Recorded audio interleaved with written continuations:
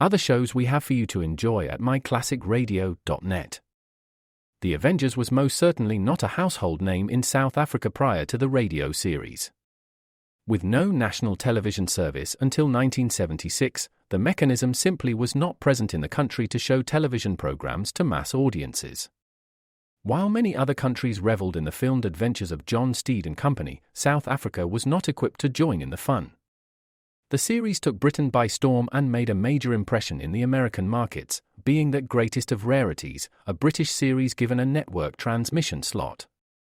However, as a filmed series, rather than a videotaped one, The Avengers was able to gain a modicum of exposure in South Africa through film rentals. Come and listen at myclassicradio.net. Other shows we have for you to enjoy at myclassicradio.net. 21 Precinct was a police drama broadcast on CBS from July 7, 1953, to July 26, 1956. It initially served as a summer replacement for My Friend Irma. The show was produced in cooperation with the Patrolmen's Benevolent Association of City of New York and adaptations from True Criminal in New York. The Policeman's Point of View. Historically, the 21st Precinct had been located near Gramercy Park, Manhattan. In 1929, the department reorganized the precinct numbering, and 21st designation was discontinued. No such precinct existed during the run, nor does a 21st precinct exist. However, the fictional precinct's territory closely corresponds to that of the Upper Side's 23rd precinct since 192. Come and listen at myclassicradio.net.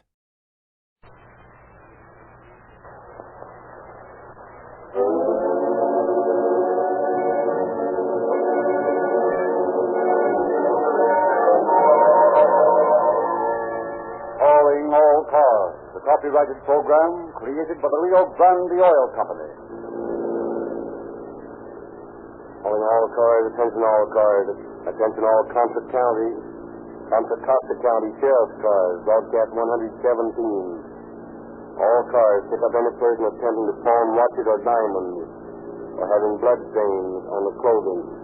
Such a person may be the murderer of Harry Whittis, a jeweler of Crockett, who was murdered this morning in his store. That's all.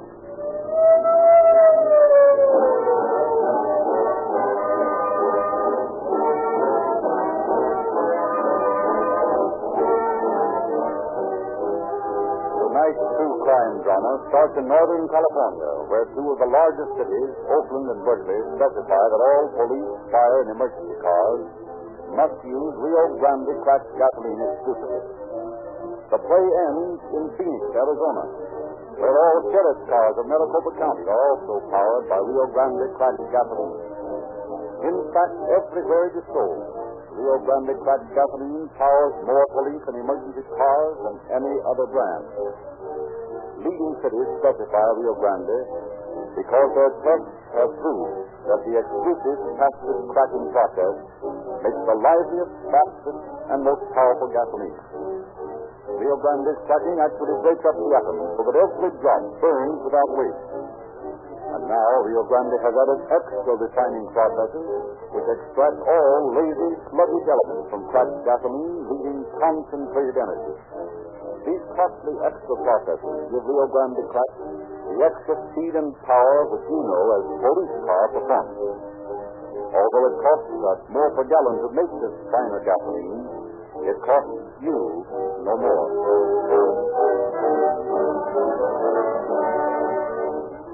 And now it is our great pleasure to present Sheriff Miller of Contra Costa County, who will speak to you from the studios of station KFRC in San Francisco. Sheriff Miller.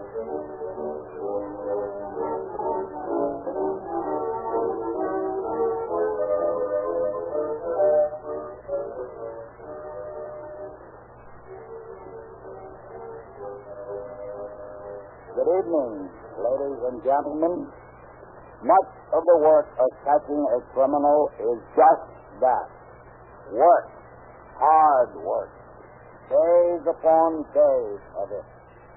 Work that is done in quiet, undramatic offices. Work that comes off the mimeographing machine, and that is done through microscopes. work that takes the form of countless questions on scores of worthless leads. It is often discouraging, tiring, brain-breaking work. But there is one thing which cheers the peace officer, no matter how low his spirits may drop, and that is the knowledge of the fact that sooner or later the criminal must meet his accounting with the law. The knowledge of the truth of the truism. Crime doesn't pay. Listen carefully to the story you are about to hear. See what happened to this man who committed murder and escaped, leaving behind him no tangible clue. Escaped with thousands of dollars of valuables. Listen carefully to his story. See how he profited by his spoil, and note the circumstances under which he was captured. And then, 30 minutes from now, ask yourself if you honestly believe that crime can ever pay.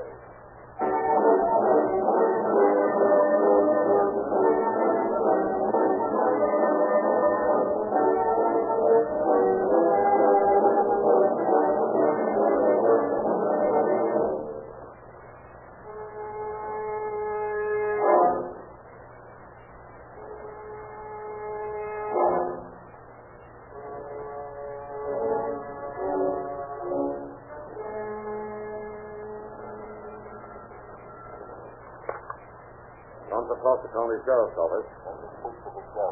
This is Sheriff Field speaking. This is Constable Mooney over in Crockett, Sheriff. Better come over here right away. Harry Whitted Bill has been murdered.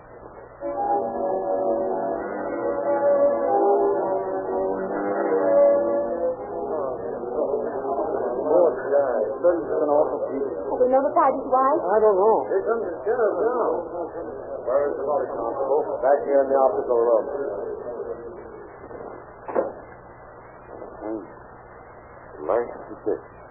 Has the doctor seen him? Yes, Sheriff. I made a hasty examination. What did you find, Doctor? He has 3 deep fractures of the skull, any one of which could have caused death. And, as you see, he's been nearly decapitated. Find any clues, Constable? No fingerprints at all, Sheriff. There's a lot of stuff stolen, though. If you give an inventory of the stock... Probably can't. Well, I don't know. Harry was very careful about keeping books. Yes, but he's dead. Who would know about his business? Well, there's Mrs. Whitted. Has she been notified? Not yet. I was waiting for you. Well, you better notify us what's happened. Right away. Oh, wait just a minute. Remove the body to the coroner's office first and clean up the blood. No use in needlessly torturing the poor woman. Yes, sir. While you're taking care of that, Constable, I'll flash the tape teletype from the radio to look for a suspect with blood-stained clothes.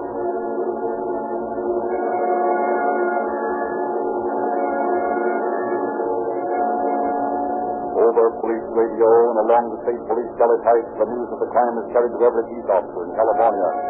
Special railroad agents are notified, and the state highway patrol throws a cordon of armed officers around Contra Costa County.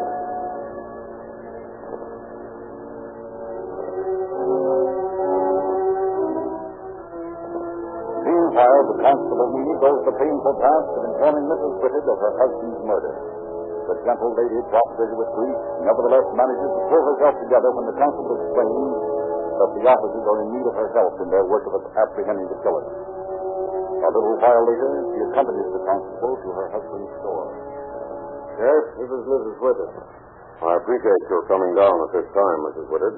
I hate to have to request your assistance, but every moment counts.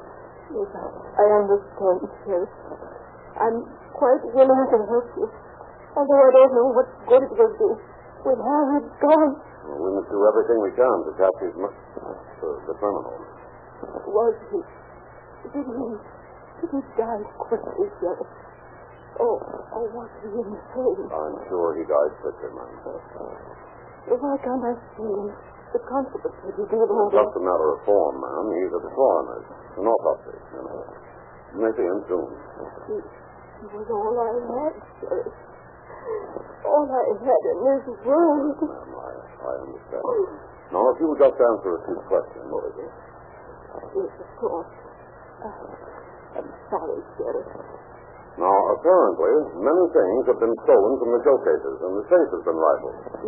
Yes, there are several things missing. I can tell. Right there in that tray was where my husband always put the watch with the hunting case. It was a good watch, but nobody buys hunting cases anymore. I guess he had that one himself for 6 years. Yes. But what we want to know is, Mrs. Whitted, did your husband keep an inventory of his stock? Is there any way of telling what is gone? Oh, yes. There was a ledger in the safe with every item in it. Yes, here it is. There you see. Here are the rings, for instance. The length, size, and weight of the ring are entered here. And these marks correspond with the marks my husband put on the inside of every ring. So fine they could only be read with a magnifying glass. Then, when the ring was sold, he always wrote the word sold in this column. Then it would be possible, by checking the remaining stock against this book, to know exactly what merchandise was stolen. Yes, I guess it will be. Well, I must say, Mr. Whitted kept very thorough books. Yes, Dennis. My husband was a very thorough man. Well, Mrs. Whitted, if you don't mind, we'll check over the stock right away. Every moment counts, you know.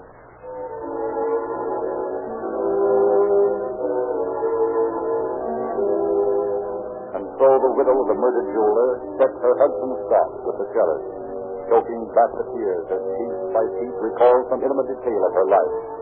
Some recollection of an association abruptly and permanently terminated. It is a ghastly past.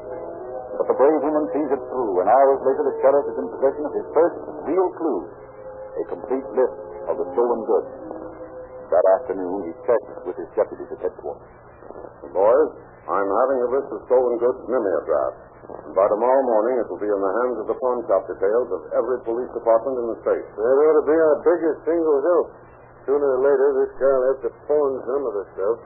What makes you so sure it's a one-man job, Lancaster? Well, I just have a feeling it was. I don't know why. Pick up any dope when you were questioning Whitted's acquaintances? Nothing of any value. He was well thought of in Crockett. Didn't have any enemies that I could find out about. Strange thing. What's a bloody, vicious murder? I can't understand it. Well, I can tell you one thing. We're going to have a job on our hands after we catch the guy. Why? The people over in Crockett are in an ugly mood. They're talking about lynching. Oh, let them blow out steam if it makes them feel better. But I can assure you, Lancaster, there won't be any lynching. Not while I'm sheriff.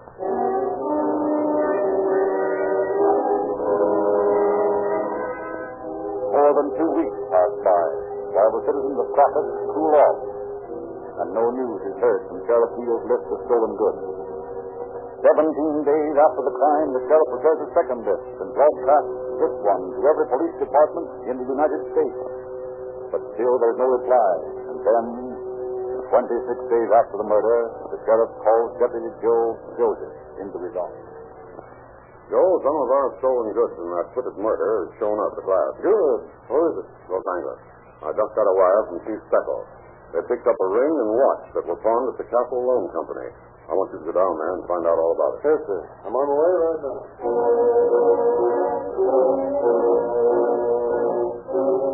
Next morning, Joe Joseph interviews the proprietor of the pawn shop in Los Angeles.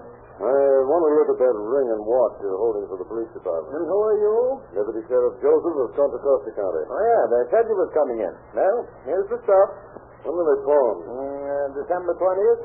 Who pawned them? Well, the fellow signed the pawn ticket, Johnny Gomatino. I gave him $6.50 for the ring and the watch. What did he look like? He's about 35, I should say. 5 feet 10 or 11 inches. Good-looking guy, has curly hair. American? No, maybe a Mexican or a mulatto. Okay. Now we're doing these things. I want that pawn ticket he signed. Oh, yes, sir. Here's the $6.50. Oh, thank you. I'll just wrap these up for you. Oh, there you are, Joe. Well, I trust Oh, hello, Eddie. Captain sent me down to tell you we just turned up another ring from your list to the pawn shop over on Broadway. Fine. We'll go right around there as soon as I get this started.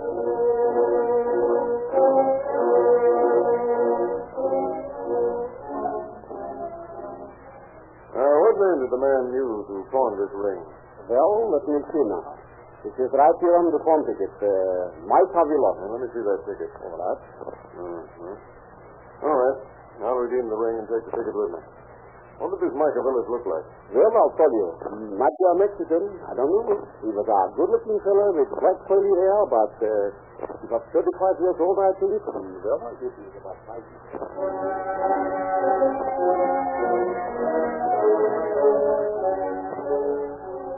So he's got a pretty definite identification from those two pawnbrokers down in L.A., Sheriff.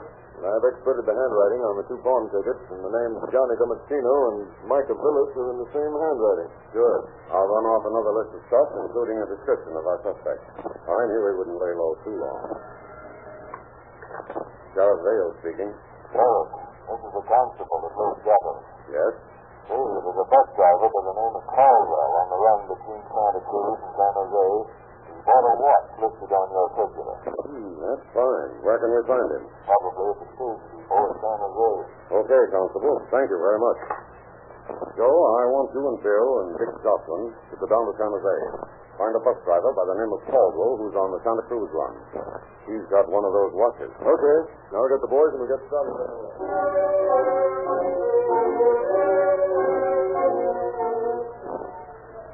Well, the manager of the depot says that Caldwell is due in from Santa Cruz any minute. Does he know anything about the watch? I didn't ask him. I want to hear Caldwell's story. Well, guess that'll be his bus now.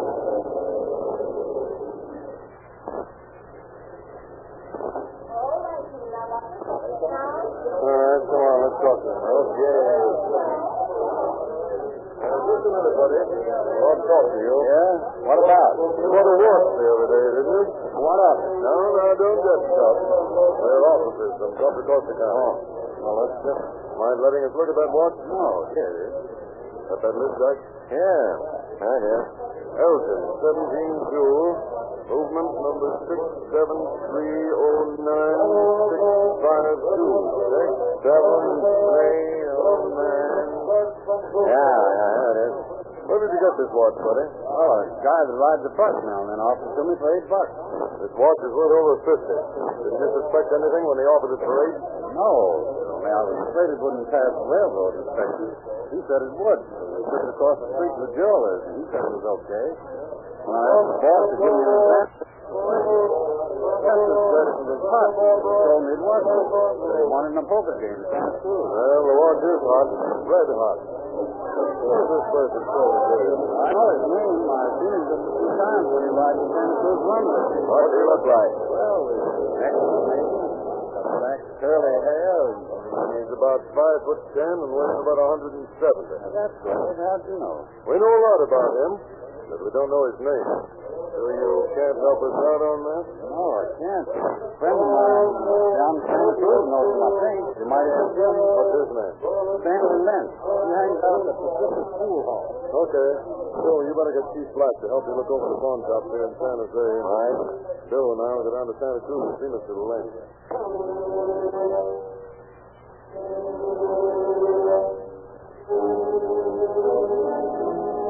While the two deputies journeyed to Santa Cruz, Joslin, assisted by Chief Black of San Jose and his men, scoured the pawn shops of the city for the missing articles. After an intensive day's work, Joslin discovered one of the rings in a pawn shop run by Isidore Levine. You say you pawned this ring twice? Sure. Once on December 27th, I lent this fellow $23 on it. Then on the 29th, he come back and redeemed it. But that night, he come back again. And he tells me he lost all his money gambling, so he wants a little more on the ring. So I gave him $27 that time. Let me see those tickets. Sure. Yes, here you are. All right. Look here. One ticket is signed Pete Sanchez and the other Pete Hernandez. Here they are. I never noticed that before. You sure the same fellow brought the ring in? Positive. So am I. The handwriting's the same. And if you ask me, it's the same as the handwriting on the pawn tickets we found in Los Angeles. While Joslin was definitely verifying the comparison of handwriting on the San Jose pawn ticket, Under Sheriff William Deal and Deputy Joseph have located men in the Santa Cruz pool. Len, we're looking for a guy, and we think you know who he is. Well, that all depends. Who are you looking for? Fellow that sold your friend Caldwell a watch a little while back. He's about 5'10", looks like a Mexican. Age about 35. You know who I mean. Don't know anybody like that. You better think careful, Len. We're investigating a bad beat. I ain't him, guys. Well, how do we know? They searched for murder in this station, huh? Yeah, but I ain't... No. Nobody's accusing you. But we just want to know about this friend of yours. What's his name? Well, I don't know anybody like that. Only Mexican Dan. Mexican Dan what? That's all I know. Where does he live? I ain't sure. Ain't hard. Well, maybe he's over at the Toltec room. I ain't sure.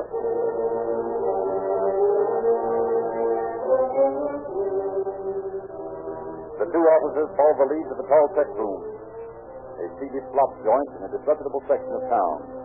A frumpy landlady greets. Yeah, what do you want? Is a reporter by the name of Mexican Dan registered here? No. Age about 35, height 5'10", good looking, curly black hair.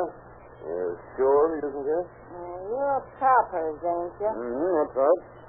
Well, now I think of it, I believe I do know who you mean. Yeah, he registered here a week ago and paid up his rent. But he ain't here now. Left in a hurry last night. What's his last name? I never did hear him tell us. Think it's Deucich or something like that. Well, you've got a register here, haven't you? Yeah. And his name ought to be on it, shouldn't it? Yeah, I guess so. I never looked. No, it's likely you didn't. Let's see that register. Here you are. You say that was about a week ago? Yeah, that's right. Here it is, Joe. Dan Gross. How about it, ma'am? Was his name Gross? It might have been. Matter of fact, you're mighty sure it was, now that you've thought it over, aren't you? Well, yes. I guess it was. What else do you remember now that you've given the matter mature consideration? That's all I know about him. Don't remember, for instance, where he said he was from. No, well, I ain't sure. No? Seems like I heard him say he had some relatives living in Merced. That's fine, ma'am. Nothing like a great start to refresh the memory, is there? Come on, Joe. Now, look, Joe, I'm going to hang around here and see if I can pick up anything else on this bird. And I want you to get over to Merced and see what they know about him over there. Okay.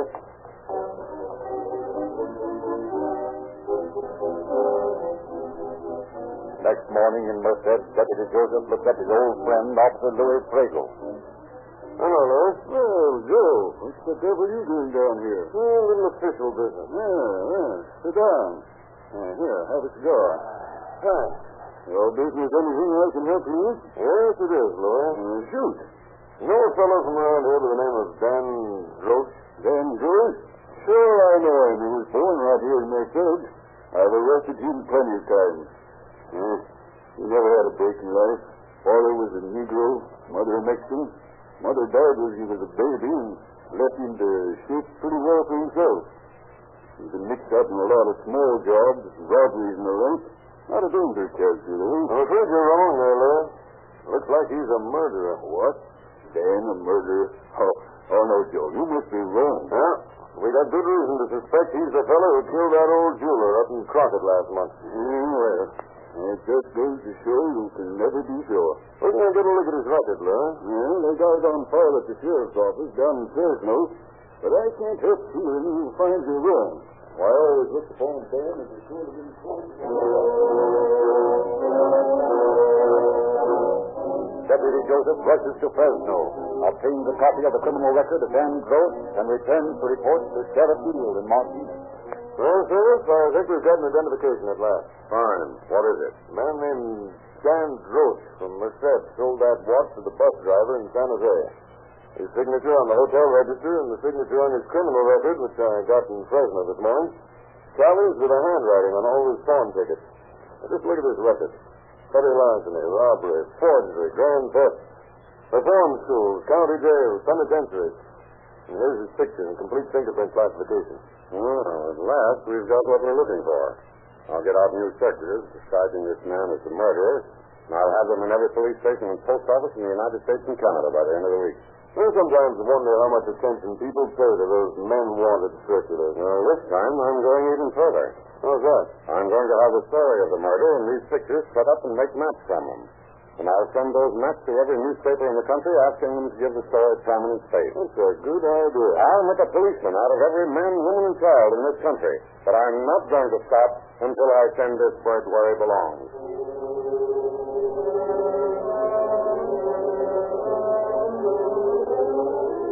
The newspapers readily comply with Sheriff Field's request for cooperation. But it is not from some distant point that his first assistance comes from the public. It is from his own hometown of Martinez. For the morning after the story appears in the papers, Mrs. Frances E. Upton, proprietor of the Upton Hotel, calls upon the sheriff. Sheriff, I read about that murder in last night's paper. Yes, Mrs. Upton? Well, that man registered my hotel on December 2nd, while my night clerk was on duty. Are you sure? Yes. My night clerk recognized him from the picture in the paper. He checked out the next morning, and then that night... The night of December 3rd? That's right. The night of December 3rd, he checked in again, while I was on duty. Now, I know it was the same man, only the first night he gave the name of A. Randall. Second night he signed the name of G. Oliveras.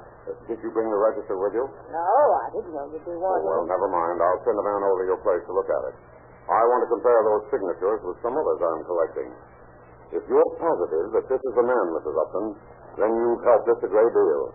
This places our suspect within 7 miles of the scene of the crime the morning it occurred.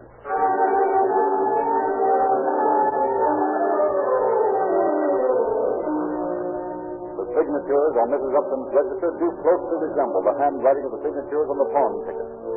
And Sheriff Deal is now absolutely convinced that Dan Gross is the murderer. But despite the constant vigilance of the police, despite the ceaseless work of the deputy sheriff, week after week goes by and no trace of Gross.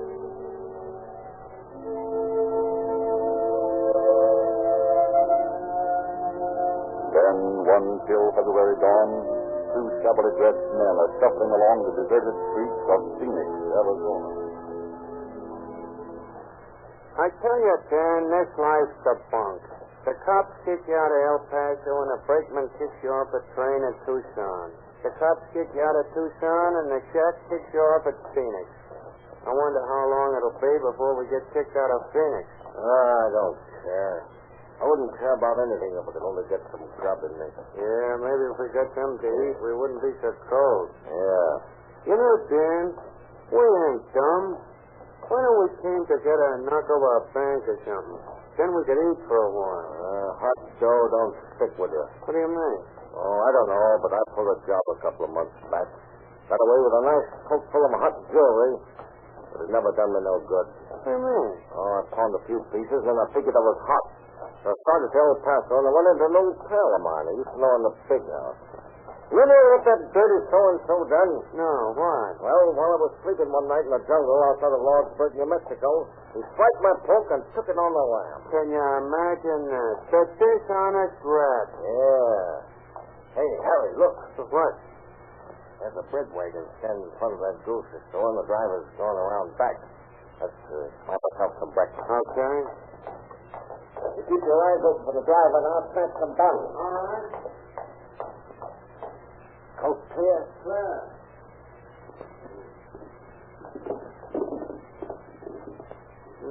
Still that coffee cake, huh? Still hot. Gee, what a place. What do you think this is? Free lunch? Well, what the... I think I'll have to run you in. They don't like booze in this town. Well, I was just trying to get something to eat. Why don't you go to work for us? Work? Yeah. Try and find any. Oh, where's my pal? Why don't you want him in too, Flatfoot? He beat it when he saw me coming. You ought to take a more reliable lookout when you're planning a job. Come along now.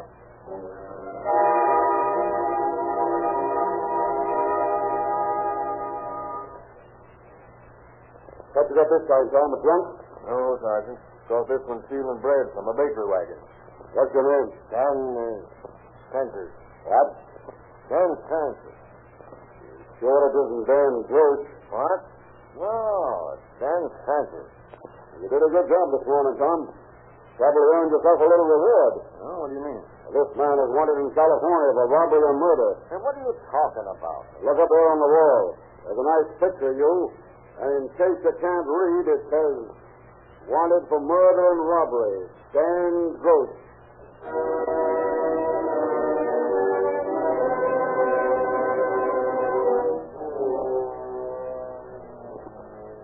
Gross was quickly extradited by Sheriff Deal. Brought to trial, he pled guilty by reason of insanity. But the jury was unimpressed by his plea, found him sane, and then found him guilty of murder in the first degree. There was no recommendation of clemency. And in spite of his boast that he would never hang, Dan Gross's lifeless body swinging from the gibbet in San Quentin in the gray dawn of September 12, 1933, added another human sacrifice on the altar of society, above which is inscribed in flaming letters the legend, "Crime does not pay."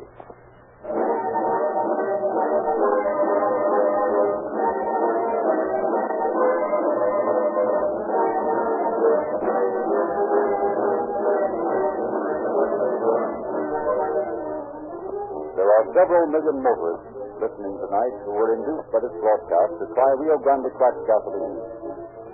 You discovered that Rio Grande really was a different gasoline, with advantages possessed by no other brand.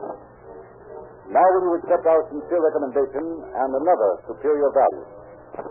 When you buy oil, ask your Rio Grande dealer for Sinclair motor oil. The entire petroleum industry acknowledges the leadership of Sinclair in producing a canned motor oil which is free from wax, and which all useless petroleum jelly has been extracted, and which lubricates perfectly at the hottest or coldest temperatures where other oils break down. Every technical expert will admit that at only 25 cents for a quart can, Sinclair Opaline motor oil is the greatest oil bargain on this market. Sinclair Pennsylvania motor oil sells for 30 cents for a quart can. Drive into the next Rio Grande station you see. Fill up on cracked gasoline. Get your free copy of the latest Calling All Cars news. Get your free gift for your youngsters. Get Sinclair canned motor oil in your crankcase, and you'll get greater value for your money than you ever got before.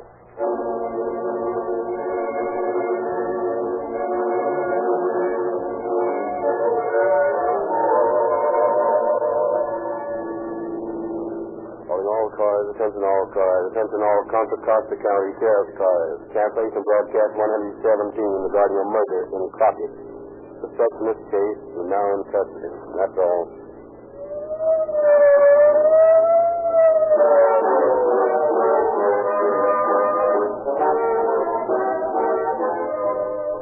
This is your narrator, Frederick Lindsley, bidding you good night for the Rio Grande Oil Company.